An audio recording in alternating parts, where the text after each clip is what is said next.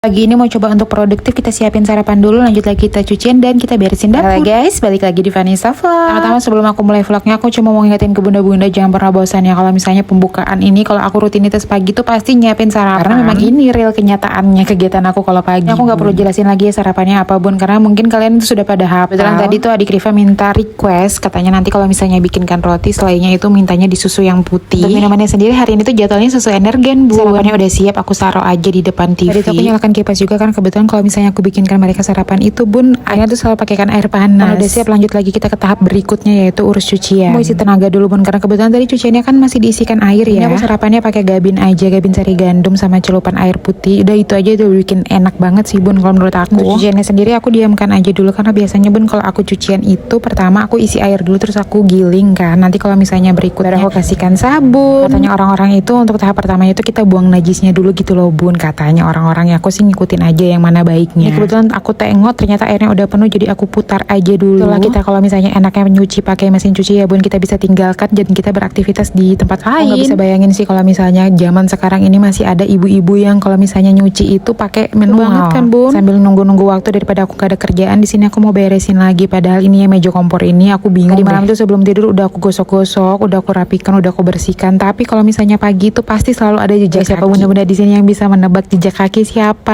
yang nempel di atas kompor. Ini kebetulan juga kulkasnya lumayan ya kotor juga, tapi kotornya nggak kotor-kotor yang banget sih, jadi aku lap-lap aja tadi sekalian. Salah satu sudut-sudut yang paling aku jengkel bun, setiap kali aku bersihkan itu, setiap kali aku tengok itu pasti ada kayak serbuk-serbuk dari pelapon gitu loh bun. Kalau pak suami datang dari cuti mau aku suruh tutupin aja deh biar nggak capein aku. Nah, tadi itu dua bocil aku udah sarapan, udah bangun juga kan. Di sini ada cucian piringnya sedikit aja sih, nggak banyak-banyak, aku beresin aja dulu. Aku tuh bun tipe kalau orang yang nggak suka banget numpuk-numpuk cucian kotor, pakaian kotor. Tapi kalau misalnya pakaian bersih nantinya bakal dilipat, tapi aku lagi mager, itu bisa aku taruh di pojokan, nggak tahu kapan berhari-hari. Sekarang aku sedang memaksimalkan untuk tidak memales-males sih bun. Juga di sini kita mau masak nasi dulu ya. Menurut aku bun, kalau misalnya kita nggak punya lauk, nggak punya sayur, tapi di rumah itu tersedia nasi, itu kayak gampang aja gitu loh, mau makan tinggal beli. Kan bun bener nggak sih? Karena kan kalau misalnya kita ibu rumah tangga ini, apalagi aku kan berjauhan dari pak suami, jadi kalau mau makan tuh nggak perlu repot. Tapi nggak juga setiap saat beli sih, kasihan anak-anak juga kan, makannya juga harus makan yang bergizi. Cucian aku udah kelar nih bun, ini aku mau masukin dulu di sini dan aku mau jemur di luar. Beberapa hari ini di tempat aku selalu panas deh bun, apalagi tadi malam itu super panas. Kalau cuacanya panas kayak gini, aku jemuran baju itu paling sekitar 1 atau 2 jam aja tuh udah kering. Tapi walaupun kayak gitu, aku tetap sih bun ngangkatin cucian yang udah kering atau yang sudah bersih kayak gitu paling karena nunggu matahari turun dulu, karena kan super panas dan aku tuh paling males kalau misalnya harus reapply lagi pakai sunscreen.